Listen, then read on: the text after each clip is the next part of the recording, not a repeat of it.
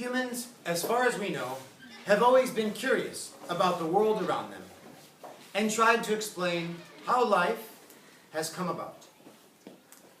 In the past, there were many different ideas about life on Earth in different parts of the world, in different cultures, different societies, and religions. Scientists have developed a particular approach that uses evidence to support ideas and theories. Non-scientific ideas, which have been alluded to the evolution of things, have existed for thousands of years. Anaximander of Miletus. Anaximander to 546 BC. I believe that the first animal lived in water during a wet phase of the earth past. I thought that the first land-dwelling ancestor of humans would have been born in the water and then spent some of their life on land. Furthermore, I argue that the first human would have been the chief of the different types of animals. Empedocles, 490 to 430 BC. I thought that the first animals and plants were like disjointed parts of the one we see now, some of which survived joining in different combinations. Even though the ones that survived seemed like they were created that way, I thought this was accidental. Epicurus, 341 to 270 BC.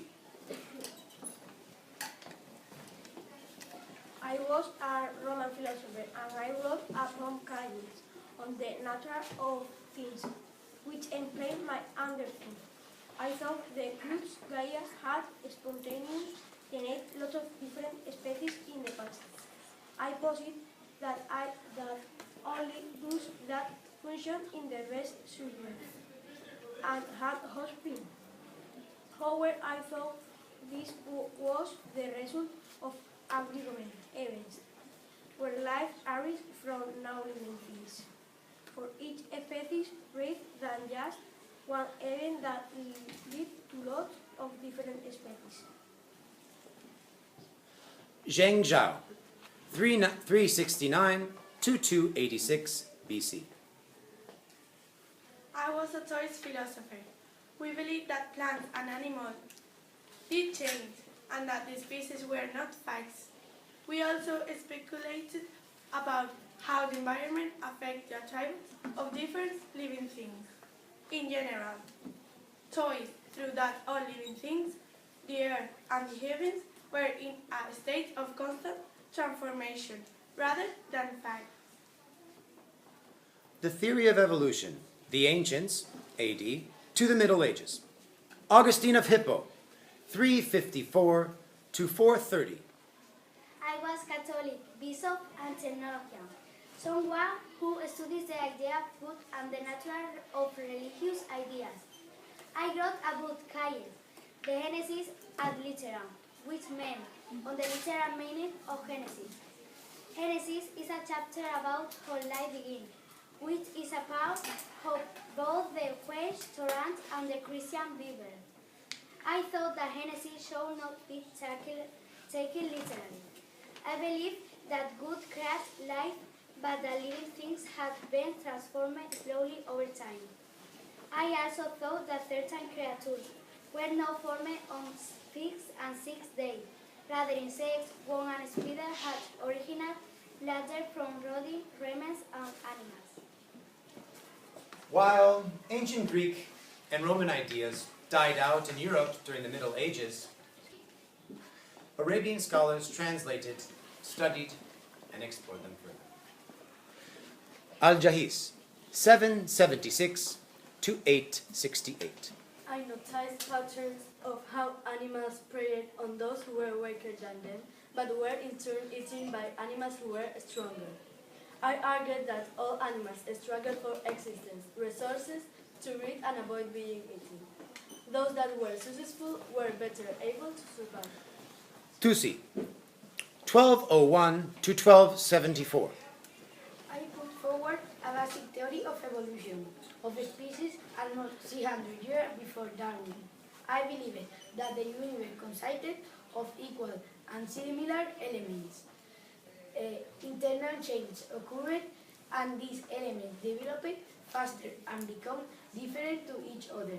This change over time to develop in minerals that developed into three types of living things: plants, animals, and humans. I believe that those organisms that could gain mean features could gain an advantage over those that did not.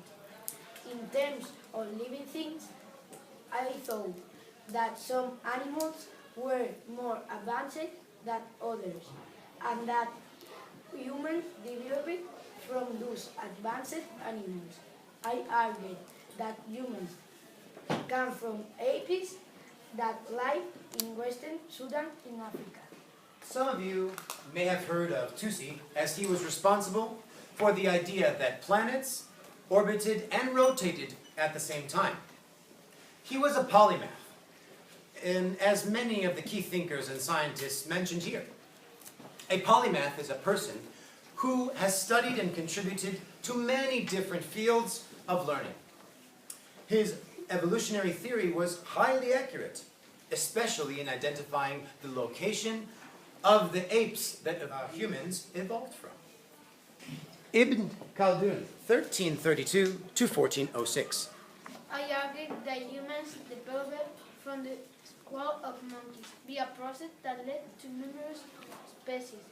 I thought that cleverness and perfection of monkeys was transformed into the human ability to think and reflect. I believed that all animals and plants were connected to others in this way. Living things were able to transform from one thing to another. The Renaissance was a period of time when thinkers in many European countries started to study ideas of the ancient Greeks and Romans again. Along with those Islamic scholars, this led to the development of science as a subject and further development of some of the earlier ideas that had been lost. There were many theories before Darwin's that anticipated the theory of evolution. That is, they came close to the explanation, but were not complete. These theories weren't complete enough to explain how evolution worked. Pierre-Louis Clapeyron, 1698 to 1759. I was a French mathematician and philosopher.